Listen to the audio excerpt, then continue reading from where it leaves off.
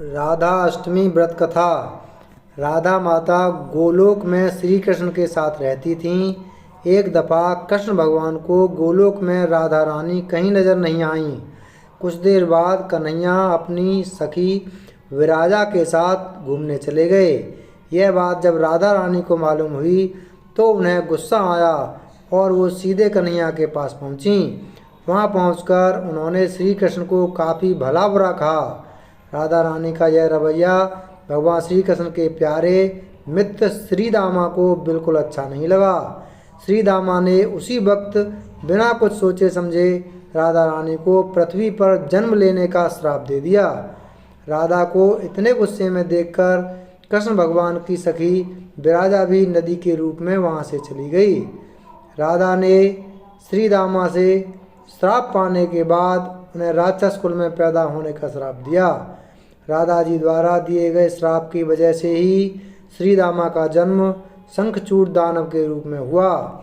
आगे चलकर वही दानव भगवान विष्णु का परम भक्त बना। दूसरी तरफ राधा रानी ने पृथ्वी पर वृषभानु के घर पुत्री के रूप में जन्म लिया। राधा रानी का जन्म वृषभानु जी के घर तो हुआ, लेकिन उनकी पत्नी देवी कीर्ति के गर्भ से नहीं। दरअसल जिस समय राधा मैया और श्री दामा ने एक दूसरे को श्राप दिया था, तभी भगवान श्री कृष्ण ने कहा था कि राधा, आपको वृषभानु जी और देवी कीर्ति की पुत्री बनकर पृथ्वी पर रहना होगा। मनुष्य के अवतार में आपका एक वैश्य से विवाह होगा, वो मेरे अंशावतारों में से ही एक होगा। इस तरह आप पृथ्वी पर भी मेरी ही बनकर रहेंगी, परंतु हम दोनों को बिछड़ने का दुख सहना होगा। इसके बाद कृष्ण भगवान ने राधा जी को मनुष्य योनि के रूप में जन्म लेने की तैयारी करने के लिए कहा। संसार के सामने वृषभानु जी की पत्नी गर्भवती हुई। जिस तरह एक बच्चा दुनिया में आता है, ठीक वैसे ही देवी कीर्ति का भी प्रसव हुआ।